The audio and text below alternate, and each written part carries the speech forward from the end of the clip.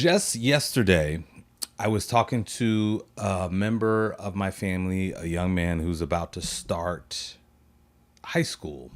And it was crazy because I realized that he got to this point that throughout my career, I've seen many students arrive at this point of apathy, just straight up apathy regarding school.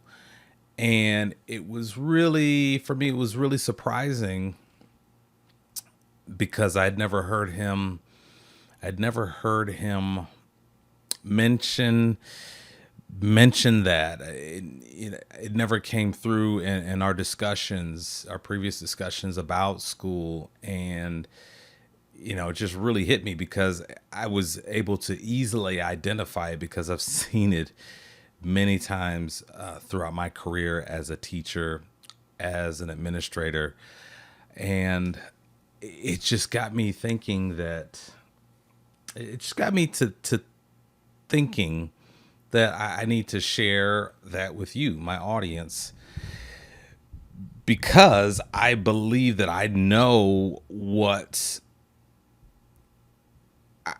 the start of the solution is. I know what the start of the solution is. Like it's not, and it's not something that, rarely are there things that are going to work 100% for every student. But I believe that today, what I'm about to share with you, this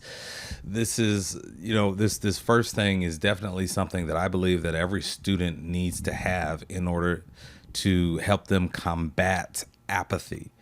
You need to have this information in order to help students combat apathy. If you're going to get a student to change the way they think, to act differently, you're and fight against apathy, to go in a different direction, you're going to need this today. And really what it all comes down to is it's the why.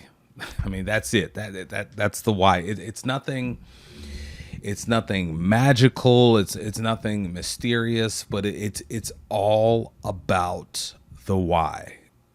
This family member of mine, he didn't really truly understand and embrace the why of school. And so I broke it down to him, and it filled me with a lot of energy, love, and passion as I was talking to him, as I was expressing to him what I tell my students over on the Vision Chaser side of my other YouTube channel about the why when it comes to school. In the past, in education, we used to just let students make their own decisions. If they didn't, if they chose not to work, if they chose to be apathetic, if they chose not to come to school, that's on them. In the past, that's largely what the response was, and that was largely the accepted response. But now things have changed since No Child Left Behind. It is our duty as teachers and administrators, more responsibility on administrators, definitely, since No Child Left Behind, to monitor progress and respond. And as leaders in the classroom, you are to do the same as well. Now, I want to share with you a couple of things that you can do today in order to respond to apathetic students who have that apathy about them, that just it just seems like they just don't care. They'd rather be somewhere else. Because as I've said many times before to you, our goal is to, with every student, we exhaust all the tools in our toolbox. And when we've done that, we go get some more tools until the school year is over and that child moves on. But that's what we do. And as leaders in the classroom, we take great pride in knowing that we didn't give up on a single student. We did the best that we knew how with that student. We never gave up. We never gave up.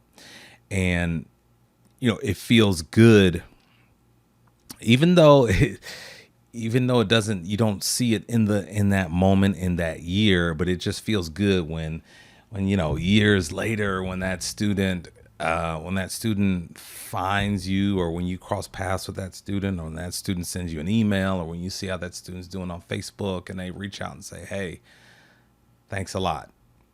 Even if you don't get that thanks a lot, I remember what you did for me, just seeing them doing well and just knowing that, hey, you played a small part in the life and in the success of that individual. That's a beautiful thing. So we don't give up. We never give up. We always try different things, and that's why you are here, and I appreciate you being here. So let's talk about this. So the first thing that I had to do, was show this young man. I had to show my nephew. I had to show him this is the purpose of school.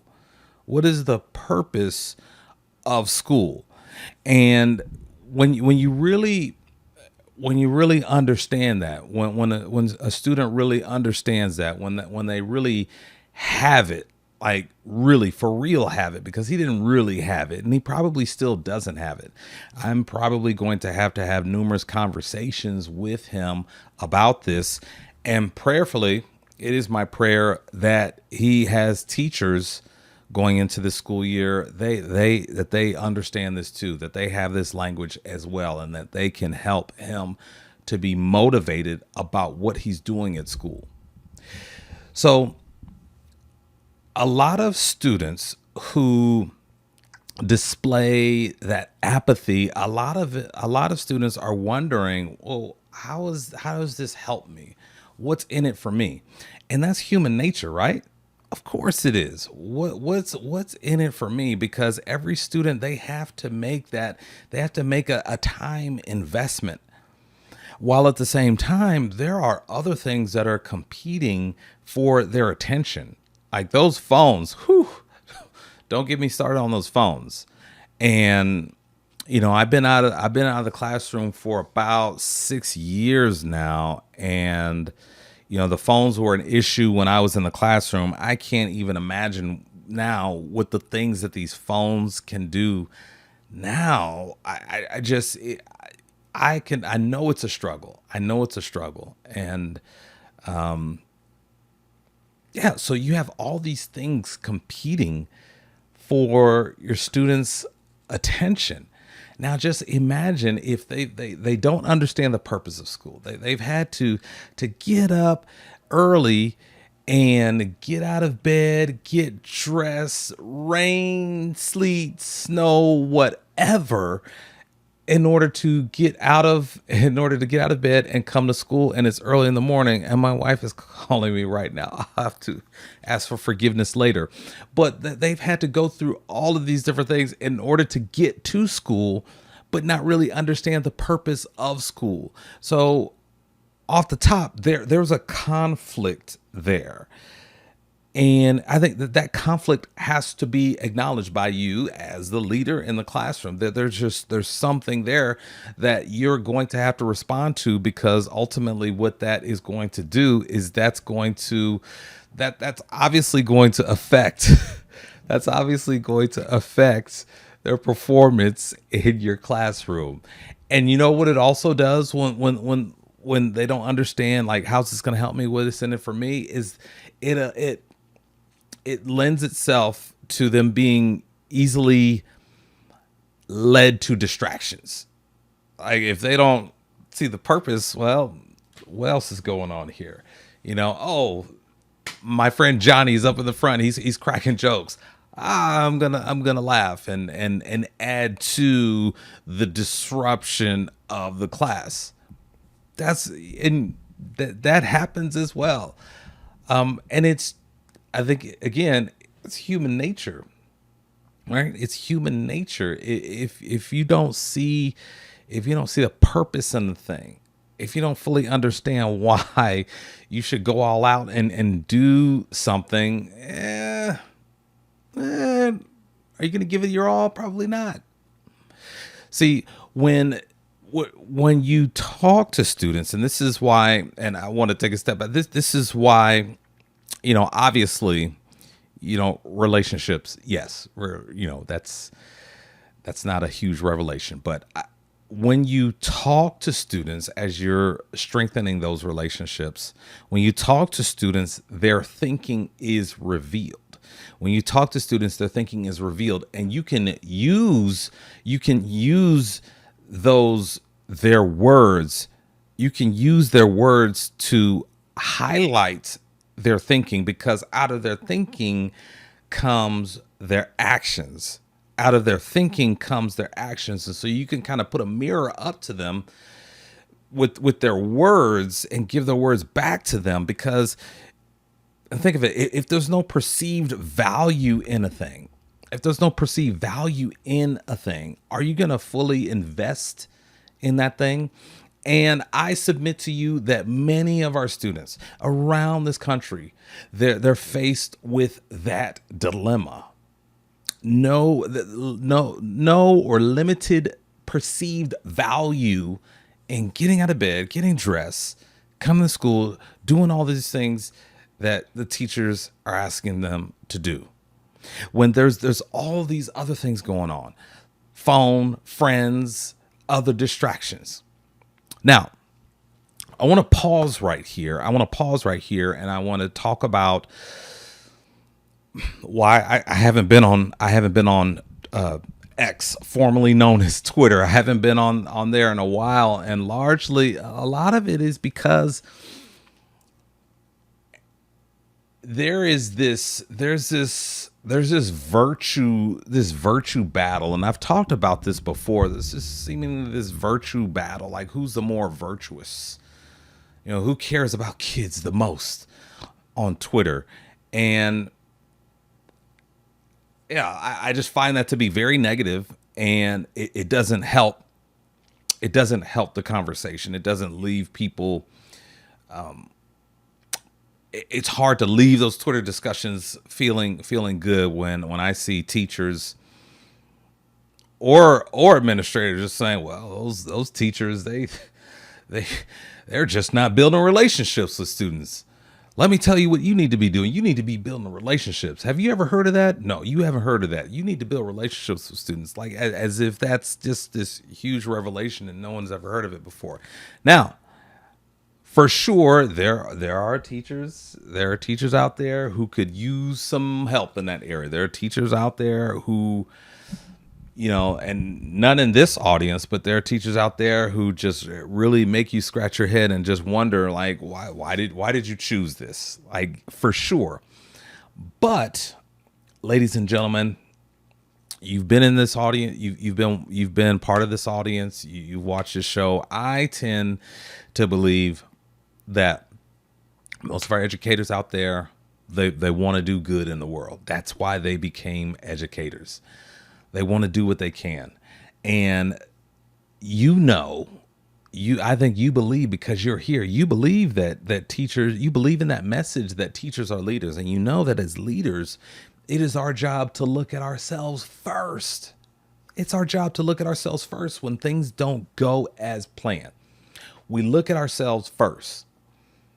But it is true. It is true. And it needs to be acknowledged that there are students who, they've for the most part, they've got their needs met. They're not dealing with trauma. They just are not interested in school. That's what we're talking about today. We're talking about apathy, right? And we're not talking about any,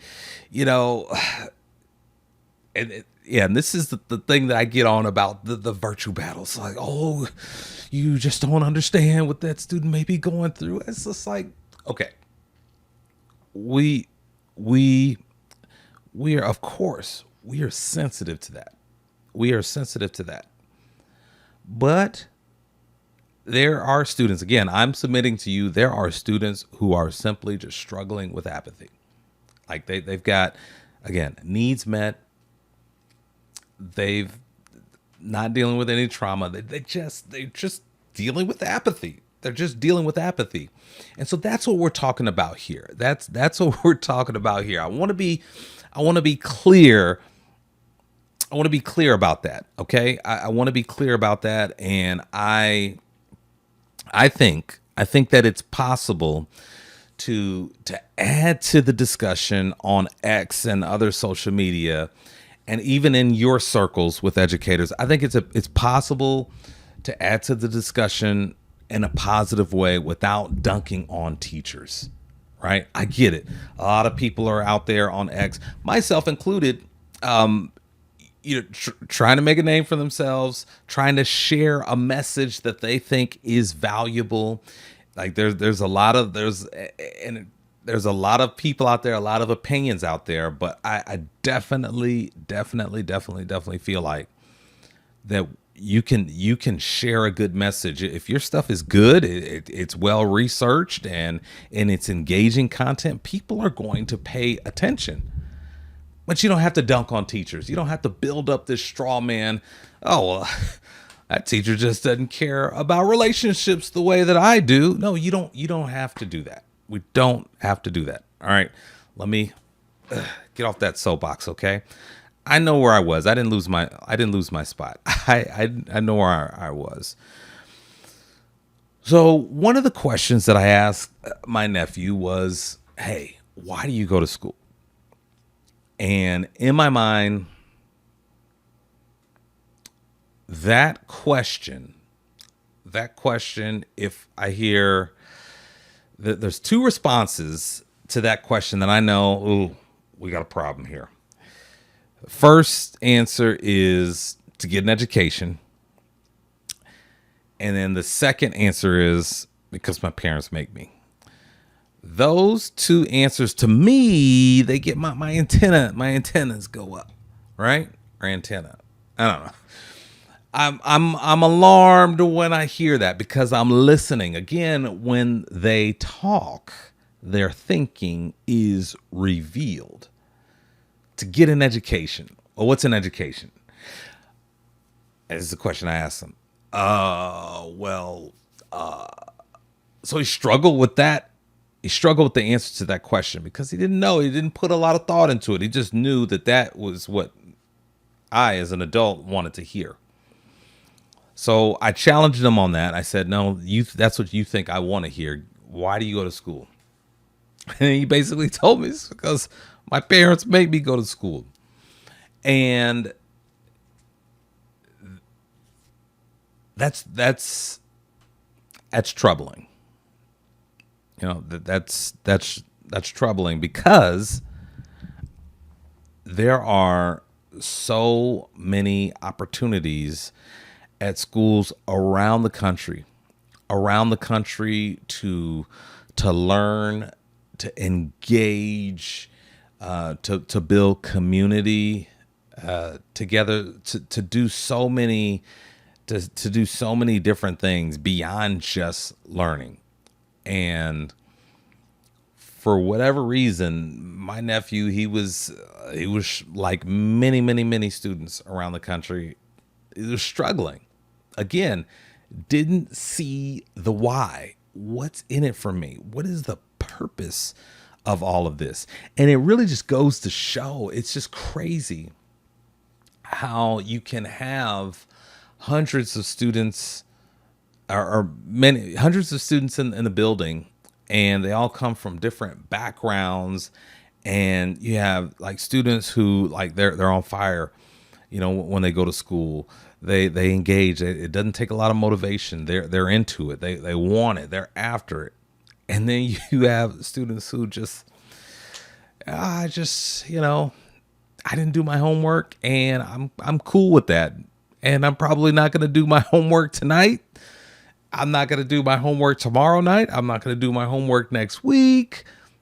And life is good. That's okay. And I think it's just, it really is fascinating, because when you think about, things such as peer pressure, what I've noticed is there is that, like, kids who are apathetic, like, they know, man, maybe I should do that, but I'm not going to do it because I really don't want to. And I think that's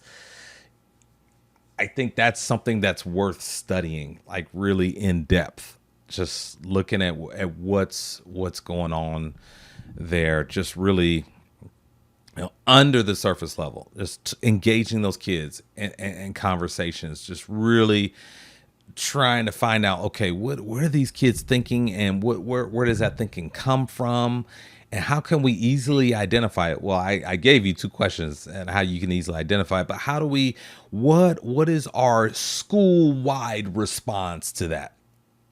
What's our school wide response? Like right now, we're talking about your classroom because you as an individual are watching, you're listening to this. But I think schools need to look into this more as well. It can't be something that's just solely placed at the feet of the teachers. I think administrators should be doing the research. Let me say that again. Administrators should be doing the research within the school that they're working in. For those administrators at central office, they should be doing the research in some of those buildings that are in their district, looking at their students, the students that they serve, trying to understand what's going on in the minds of our students. More specifically, what's causing a segment of our students to be apathetic about school. Our students, not I read this study from Oregon that was conducted in Oregon, but we're in Alabama. No, no, no, no, no. What's going on with our students? With our students. So I broke it down. Again, I have a YouTube channel where I talk to young people. I talk to young people on my Vision Chasers YouTube channel. Vision Chasers is the name of the YouTube channel. And I give them, over at the Vision Chasers side, I give them, this is, for me, this is Marvin Bird. This is the purpose of school according to Marvin Bird. The purpose of school is this. It's to learn how to set and achieve goals. Once again, the purpose of school is to learn how to set and achieve goals. And I was breaking this down to my nephew. You go to school to learn how to set and achieve goals. Doesn't matter what class you're in, you can set a goal and achieve a goal. You set a goal and achieve a goal. You do that constantly throughout the day in all of your classes. Think about it. For this quarter, for the first quarter of this school year, I want to earn a B. All right. I want to earn a B. So that's the goal. Now you have to achieve that goal. But here's the other thing. Life is not perfect. The path to success is not without problems, obstacles, resistance. So you're going to have to learn how to navigate problems along your way to achieving your goal. That's life. That's what life is all about. You have to be able and willing to deal with problems that are inevitably going to come up. That's why we talk about in school, we emphasize creativity. You've got to be creative. You got to be a problem solver. Grit. Come on, get in there. Let's do it. Resilience, even though it's hard, it's frustrating, things didn't work out the way that you wanted them, that feedback that you got, you may even disagree with it, you didn't like it, but now you have a choice. Are you going to move forward, or are you going to stay stagnant? You're going to quit, or are you going to try again with better information now that you got that feedback? That applies to every class. Every class you take while you're in school, you're going to get the practice of learning how to set a goal and accomplish a goal. That's the answer to the question, how am I going to use this in the real world? When I was a social studies teacher, I told kids, hey, you might not use U.S. history in the career of your choice, but it's the way that you acquire the knowledge that you will use, because the way that you're going to acquire this knowledge, you're going to need creativity, you're going to need grit, and you're going to need resilience along the way to accomplishing your goals in this classroom. And you know who else needs that in the world? Needs someone who's able to set and accomplish a goal? Employers. Employers are looking for people who are able to set a goal. And once they set a goal, they need people who are able to navigate the problems along the way, who are going to navigate problems along the way. And then they need people who are going to achieve that goal because they were able to navigate those problems, be creative on their way to achieving their goal. Now, I want you to know that I tell students this all the time. I say, hey, you don't have to go to college, but you better have a plan. There are so many opportunities now, for to make a name for yourself, to make a living. My wife was telling me about someone who made over $100,000 doing shipped orders. I mean, there are opportunities out there. You just have to have a plan. And so I shared that with my nephew as well. But if you're gonna go that route, I mean, you've got to be ready. You got to be hungry. You got to be on it.